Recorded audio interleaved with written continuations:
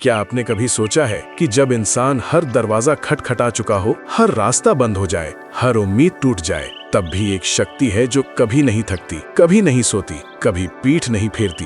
वो शक्ति है बजरंगबली हनुमान, जो राम के सेवक हैं, संकट मोचन है और जिनका नाम लेते ही पहाड़ जैसी मुसीबतें रेत की तरह बिखर जाती हैं। लेकिन सवाल ये है, क्या आप जानते हैं कि हनुमान जी से मांगने का सही तरीका क्या है? क्योंकि मांगना और सही तरीके से मांगना, इन दोनों में जमीन आसमान का फर्क है। अगर आप ये वीडियो अभी बंद कर देते हैं तो आप उस रहस्य से वंचित रह जाएंगे जो शास्त्रों में हजारों साल से छुपा है। इसलिए इस वीडियो को अंत तक देखिए, क्योंकि जो जानकारी आज आप पाने वाले हैं वो आपकी जिंदगी बदल सकती है। जीवन में ऐसा समय आता है जब इंसान पूरी तरह टूट जाता है, नौकरी नहीं मिलती, व्यापार डूब जाता है, घर में कलह है, स्वास्थ्य साथ नहीं देता, रिश्ते बिखर जाते हैं और उस वक्त इंसान के पास न पैसा होता है, न सहारा होता है, न दिशा होती है। बस एक अंधेरा होता है जो चारों तरफ से घेर लेता है। ऐसे में जब कोई नहीं सुनता, जब खुद की आवाज भी अपने को नहीं सुनाई देती, तब एक नाम होता है जो इस अंधेरे को चीरता है और वो नाम है हनुमान। वाल्मीकि रामायण में एक प्रसंग है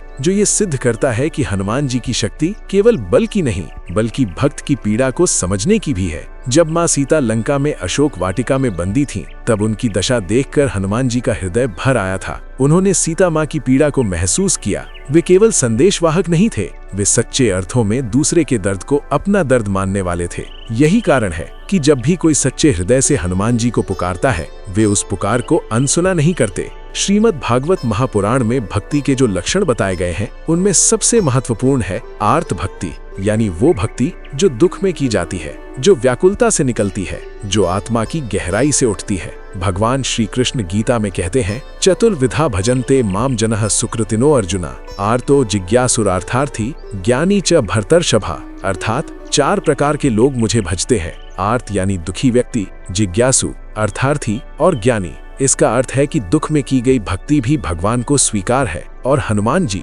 जो स्वयं श्री राम के परम भक्त हैं, वे तो विशेष रूप से आर्त भक्त की पुकार सुनते हैं। लेकिन अब बात आती है मांगने का सही तरीका क्या है, क्योंकि बहुत से लोग हनुमान जी के सामने जाते हैं, हाथ जोड़ते हैं और बस अपनी मांग रख देते हैं, और फिर जब मनोकामना पूरी नहीं होती तो निराश होकर कहते हैं भगवान ने नहीं सुना। लेकिन शास्त्र कहते हैं कि मांगने से पहले एक प्रक्रिया होती है, एक विधि होती है, एक भाव होता है, जिसके बिना मांग अधूरी रहती है। सबसे पहले आती है समर्पण की भावना। हनुमान चालीसा में गोस्वामी तुलसीदास जी ने लिखा है, राम दूत अतुलित बल धामा, अंजनी पुत्र पवन सुत नामा। हनुमान जी राम के दूत हैं, और जब आप हनुमान जी के सामने जाते हैं तो आप केवल हनुमान जी से नहीं बल्कि स्वयं श्री राम तक अपनी बात पहुंचाते हैं। इसलिए जब भी हनुमान जी के सामने जाएं, पहले ये स्वीकार करें कि आप असमर्थ हैं, आपके बस में नहीं है और इसीलिए आप उनके चरणों में आए हैं। ये अहंकार का त्याग है, ये समर्पण है, और समर्पण के बिना भक्ति अधूरी है। रामचरितमानस के सुंदर कांड में हनुमान जी की भक्ति और शक्ति का जो वर्णन है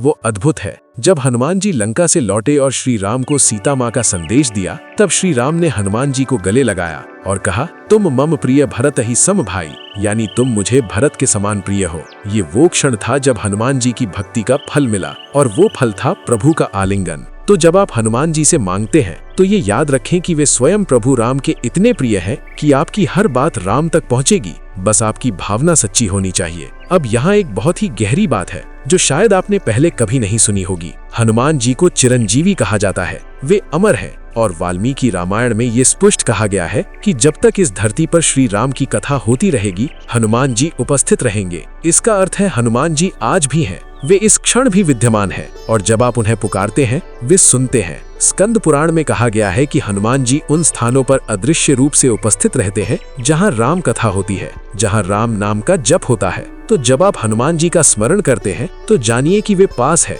बस आपकी पुकार में गहराई होनी चाहिए। अब बात करते हैं उस प्रक्रिया की जो शास्त्रों में बताई गई है, हनुमान जी से सही तरीके से कैसे मांगे। पहला भाव है आत्मनिवेदन, यानी खुद को पूरी तरह समर्पित कर देना। हनुमान जी के सामने जाकर ये भाव रखें कि मैं कुछ नहीं जानता, मैं कुछ नहीं कर सकता, आप ही मेरे सहारे हैं। ये दीनता का भाव नकारात्मकता नहीं है, ये आध्यात्मिक शक्ति है। उपनिषदों में कहा गया है, नायमात्मा बलहीनेन लभ्य। ये आत्मा बलहीन को नहीं मिलती, लेकिन यहाँ बल का अर्थ शारीरिक बल नहीं बल्कि भाव का बल है। और सबसे बड़ा भाव है समर्पण। दूसरा है नाम का संकल्प। हनुमान जी के अनेक नाम हैं, संकट मोचन, महावीर, पवन पुत्र, अंजनी सुत, केसरी नंदन, वायुपुत्र। इनमें से जो नाम आपके संकट के अनुरूप हो उसका संकल्प पूर्वक जप करें। यदि आप किसी बड़े संकट में हैं तो संकट मोचन हनुमान का नाम लें। यदि आप किसी कार्य में सफलता चाहते हैं तो कार्य सिद्धि हनुमान का स्मरण करें। हनुमान जी के हर नाम में एक विशेष शक्ति है और शास्त्र इसकी पुष्टि करते हैं। तीसरा है हनुमान चालीसा का पाठ। ये केवल एक स्तोत्र नहीं है, ये एक कवच है। तुलसीदास जी ने इसे साधना की गहराई से लिखा है। हर चौपाई में एक ऊर्जा है, एक शक्ति है। जब आप हनुमान चालीसा का पाठ करते हैं तो आप केवल शब्द नहीं बोलते, आप एक ऊर्जा क्षेत्र में प्रवेश करते हैं। वैज्ञानिक भी मानते हैं कि ध्वनि में शक्ति होती है और हमारे ऋषियों ने तो हजारों साल पहले मंत्रों की शक्ति को जान लिया था। हनुमान चालीसा की एक एक पंक्ति आपकी रक्षा करती है, आपके जीवन में सकारात्मक ऊर्जा लाती है। चौथा है सेवा भाव। हनुमान जी को केवल मांग कर नहीं बल्कि उनके आदर्शों को जीकर भी प्रसन्न किया जा सकता है। रामचरितमानस में हनुमान जी का जो चरित्र है वो सेवा का, त्याग का, समर्पण का चरित्र है। जब आप किसी जरूरतमंद की सेवा करते हैं, जब आप किसी दुखी के आंसू पोंछते हैं, जब आप किसी भूखे को अन्न देते हैं, तब भी हनुमान जी प्रसन्न होते हैं, क्योंकि उनका पूरा जीवन ही सेवा में बीता। इसलिए जब आप हनुमान जी से कुछ मांगे तो साथ में ये भी संकल्प लें कि आप भी उनके आदर्शों के अनुसार जीने की कोशिश करेंगे। अब एक ऐसी बात जो आपके रोंगटे खड़े कर देगी। हनुमान जी की शक्ति का सबसे बड़ा प्रमाण वो क्षण है जब उन्होंने सूर्य को ही निगलने का प्रयास किया था। बाल हनुमान ने सूर्य को एक फल समझकर उसकी ओर छलांग लगाई। इस प्रसंग का उल्लेख शिव पुराण और वायु पुराण दोनों में है। ये केवल बल का प्रदर्शन नहीं था, ये एक बच्चे की निर्भयता थी, उस आत्मा की शक्ति थी जो जानती थी कि उसे किसी का भय नहीं। और जब इंद्र के वज्र से हनुमान जी मूर्छित हुए तब वायुदेव ने समस्त सृष्टि की वायु रोक ली। पूरी सृष्टि में हाहाकार मच गया। तब समस्त देवताओं ने हनुमान जी को अनेक वरदान दिए। इसका अर्थ यह है कि हनुमान जी के पास वे सिद्धियां हैं, वे शक्तियां हैं जो किसी भी कार्य को संभव बना सकती हैं। वे अष्ट सिद्धि और नवनिधि के स्वामी हैं।